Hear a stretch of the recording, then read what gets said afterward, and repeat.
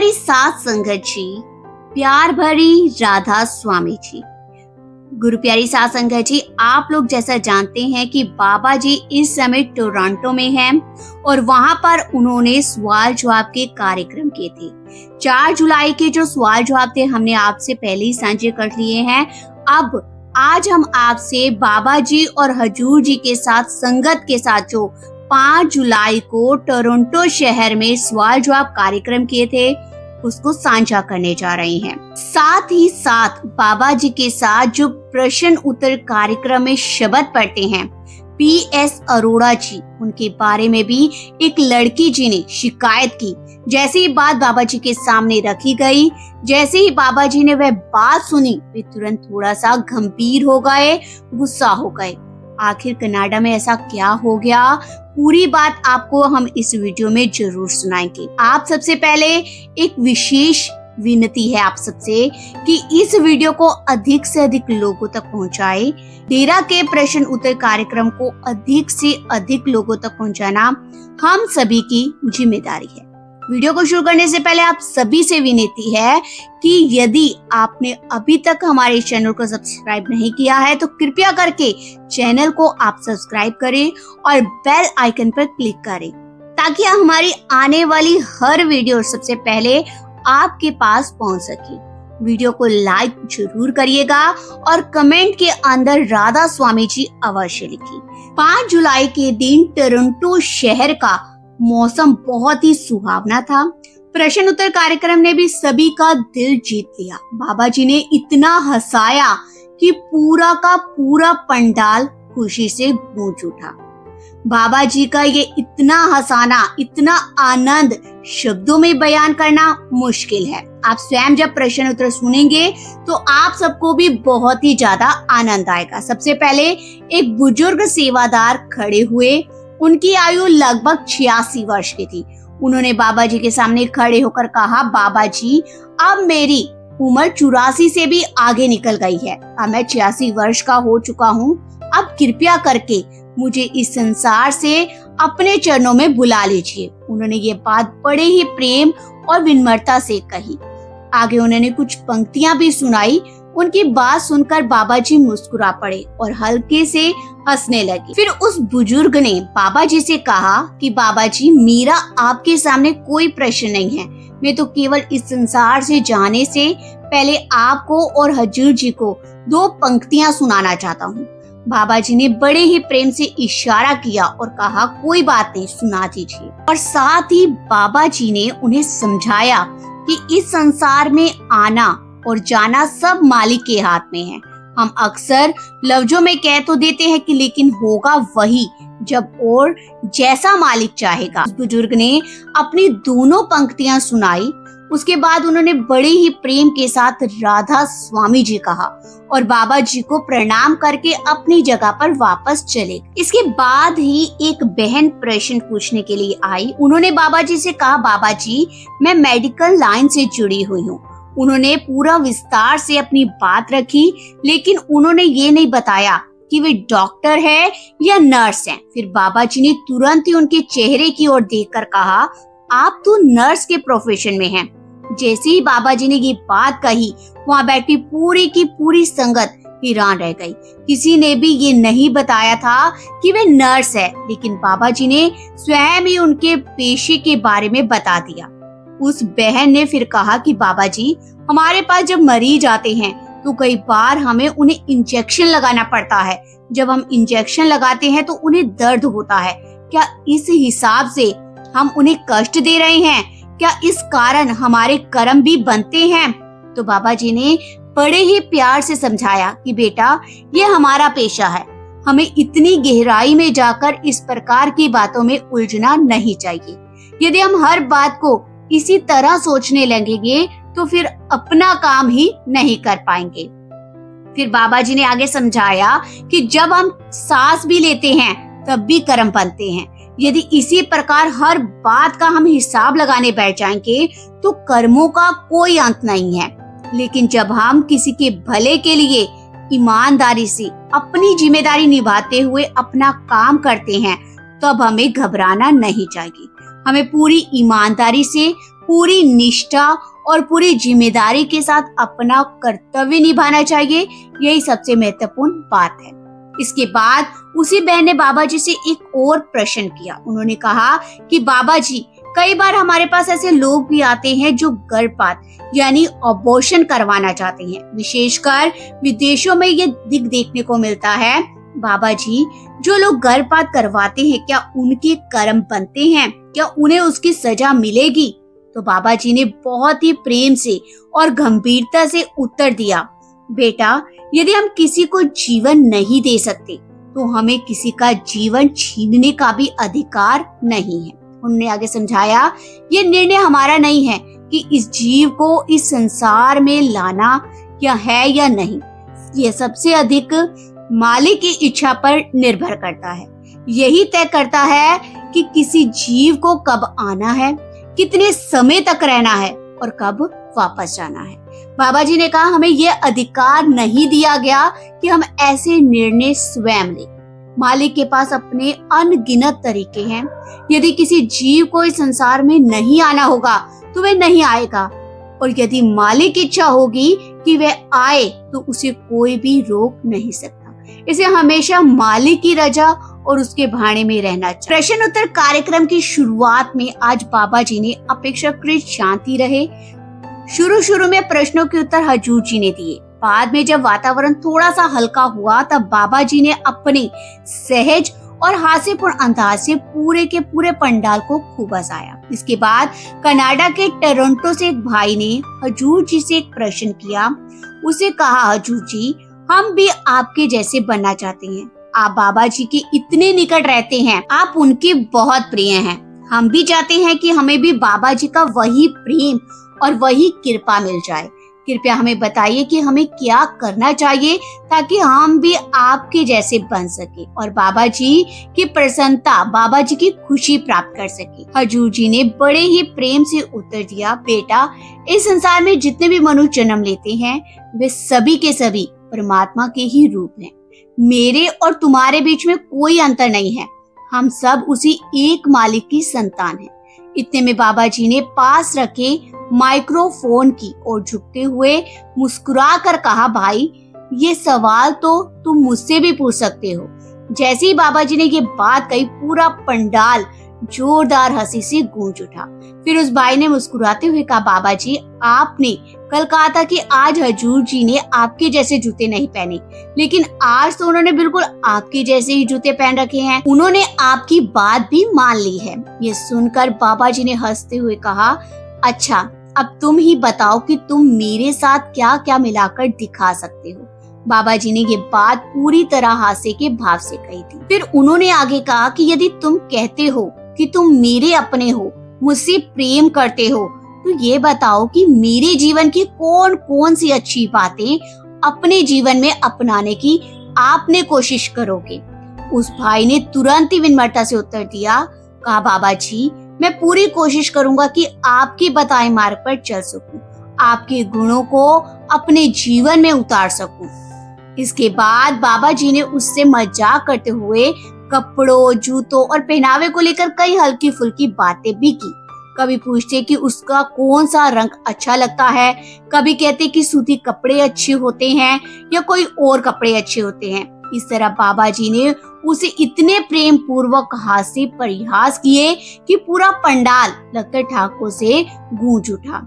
जो भी संगत उस दिन टोरंटो में उपस्थित थी वे हंसते हंसते लोटपोट हो गई। कई लोगों का तो हंसते हंसते पेट दर्द करने लगा। जिस भाई ने प्रश्न पूछा था वह भी कुछ क्षणों के लिए बिल्कुल चुप हो गया। उसे समझ ही नहीं आ रहा था कि अब आगे क्या बोला जाए। बाबा जी के प्रेम पूर्ण उत्तर ने पूरे वातावरण को आनंदित और मुस्कान से भर दिया। इसके बाद एक बहन ने प्रश्न पूछने के लिए खड़ी हुई। उन्होंने हजूर जी से कहा, हजूर जी, मेरे 2 बच्चे हैं। बचपन से ही उन्हें सत्संग में लेकर आती रही हूँ ताकि वह इसी मार्ग को समझे और मालिक के रास्ते पर चले। उन्होंने आगे कहा, अब मेरे दोनों बच्चे बड़े हो गए हैं। एक की उम्र 24 वर्ष की और दूसरे की 26 वर्ष। अब वे मुझसे प्रश्न करते हैं कि आप सत्संग में क्यों जाते हो, वहाँ जाकर आपको क्या मिलता है। आप बार बार वहाँ जाने की आवश्यकता क्यों महसूस करते हो? आगे बहन ने कहा कि हम उन्हें बहुत ही प्रेम से समझाने की कोशिश करते हैं, लेकिन अब उन्होंने सत्संग आना बहुत कम कर दिया है। वह पहले की तरह नहीं आते। हजूर जी ने बहुत ही प्रेम के साथ उत्तर दिया, बीबी जी, सबसे पहले आपको स्वयं एक अच्छी मिसाल बनना है। जब बच्चे अपने घर में अपने माता पिता के जीवन को देखेंगे, तभी वे सबसे अधिक सीखेंगे। उन्होंने आगे समझाया, जब घर में कोई कठिन समय आता है, कोई परेशानी आती है, तब बच्चे ये देखते हैं कि उनके माता पिता उस परिस्थिति का सामना कैसे कर रहे हैं। यदि वे देखेंगे कि उनके माता पिता को नाम, सत्संग और मालिक पर पूरा विश्वास है और शक्ति मिल रही है, तो उनका विश्वास भी अपने आप बढ़ने लगेगा। हजूर जी ने कहा, हमारी सबसे बड़ी जिम्मेदारी यह है कि हम अपने जीवन से उदाहरण प्रस्तुत करें। बच्चे हमारी बात से कम और हमारे आचरण से अधिक सीखते हैं। उन्होंने आगे यह भी कहा, अभी वे कभी कभी सत्संग में आते जाते हैं। जैसे जैसे जीवन में उतार चढ़ाव आएंगे, कठिन परिस्थितियां आएंगी, तब उन्हें भी मालिक की याद अपने आप आ जाएगी। जब मनुष्य जीवन की कठिनाइयों से गुजरता है, तभी उसे परमात्मा की आवश्यकता का वास्तविक अनुभव होता है। उन्होंने आगे कहा, इसलिए उन्हें मजबूर मत कीजिए। वे अब इतने बड़े हो चुके हैं कि स्वयं निर्णय ले सकते हैं। उन्हें प्रेम दीजिए, अच्छा वातावरण दीजिए और अपने जीवन से प्रेरणा दीजिए। इसके बाद एक अन्य व्यक्ति ने प्रश्न किया, हजूर जी, हमें कैसे पता चले कि हम जीवन में ही सही रास्ते पर चल रहे हैं? जो निर्णय हम लेते हैं वह सही है या नहीं? संत मंत और दुनियावी जीवन दोनों के अनुसार सही निर्णय कैसे लें? हजूर जी ने उत्तर दिया, बेटा, जब भी हम कोई निर्णय लेते हैं, चाहे वह अपने लाभ के लिए हो या किसी और के भले के लिए, हर बार परिणाम हमारी सोच के अनुसार नहीं आते। कई बार परिणाम बिल्कुल उल्टे भी हो जाते हैं। लेकिन यदि परिणाम हमारी इच्छा के अनुसार नहीं भी आए, तब भी हमें एक बहुत बड़ी चीज मिलती है, वो है अनुभव। वही अनुभव हमें अगली बार बेहतर निर्णय लेने की समझ देता है। उन्होंने आगे समझाया, इसलिए किसी निर्णय के बाद घबराना नहीं चाहिए। अपनी जिम्मेदारी समझकर पूरी ईमानदारी से काम करते रहिए। जो भी होगा मालिक की इच्छा से होगा और अंत वही हमारे लिए अच्छा होगा। मालिक पर पूरा विश्वास अपना बनाए रखिए। इसके बाद एक युवक प्रश्न पूछने आया। उसने कहा, बाबा जी, मैं बहुत ज्यादा सोचता हूँ। यदि कोई मुझे कोई बात कह देता है तो मैं उसे बार बार सोचता रहता हूँ। यह भी हो सकता है, वह भी हो सकता है। मेरा मन पूरे दिन चलता रहता है। मैं अपने विचारों को रोक नहीं पाता। डॉक्टरों ने इसे ओसीडी जैसी समस्या भी बताया है। बाबा जी ने मुस्कुरा कर बोला, बेटा, मुझे तो ये ओसीडी एसिडी क्या है इसकी ज्यादा जानकारी नहीं है। ये डॉक्टर द्वारा दिए गए नाम है। फिर बाबा जी ने बड़े ही प्रेम के साथ उसे समझाया, यदि तुम किसी काम को करने से पहले 10 बार सोचते हो तो यह अपने आप में बुरी बात नहीं है। कई बार अच्छी तरह सोच समझकर कदम उठाने से हम गलतियों से बच जाते हैं। उन्होंने आगे समझाया, जब हम किसी परिस्थिति के हर पहलू पर विचार करते हैं, तब हमें उसके लाभ का भी और उसकी हानि का दोनों समझ आते हैं। इससे निर्णय लेना बड़ा ही आसान हो जाता है। बाबा जी ने आगे कहा कि गहराई से सोचना गलत नहीं है। यदि सोच सही दिशा में हो तो वही सोच हमारे लिए सकारात्मक भी बन सकती है। लेकिन केवल सोचते ही मत रहो। सोचने के बाद सही समय पर सही कदम भी उठाना जरूरी है। बाबा जी ने आगे कहा कि अपना ध्यान भजन सिमरन में रखो, अपनी जिम्मेदारियां निभाते रहो, सोच विचार के बाद आगे बढ़ो, केवल विचारों में ही मत उलझे रहो। यह सुनकर वह युवक संतुष्ट हो गया। उसे बाबा जी का धन्यवाद किया और खुशी मन से अपनी जगह पर लौट गया। इसके बाद एक युवक पूछने के लिए आया। वह हिमाचल प्रदेश का रहने वाला था। उसे बड़े ही मुस्कुराते हुए कहा, बाबा जी, आप भी हिमाचल से जुड़े हैं और मैं भी हिमाचल का रहने वाला हूँ। एक हिमाचली होने के नाते मेरी बहुत इच्छा है कि मैं आपको गले लगा सकूं। जैसे ही उसने अंग्रेजी शब्द हक का प्रयोग किया, बाबा जी तुरंत मुस्कुरा दिए। फिर उन्होंने बड़े ही मजाकिया अंदाज में कहा, तुम्हें ये भी पता है कि मैं पंजाबी भी हूँ। इसके बाद बाबा जी ने हंसते हुए कहा, तुम हक कह रहे हो, लेकिन क्या तुम्हें पंजाबी में इस शब्द का पूरा अर्थ पता है? इतना सुनते ही पूरा का पूरा पंडाल जोरदार ठहाकों से गूंज उठा। हर तरफ हंसी ही हंसी थी। फिर बाबा जी ने मुस्कुराते हुए कहा, दो अलग अलग भाषाओं के शब्दों को सोच समझकर इस्तेमाल किया करो, नहीं तो कभी कभी उनका अर्थ बदल जाता है और फिर इंसान खुद ही मुश्किल में पड़ जाता है।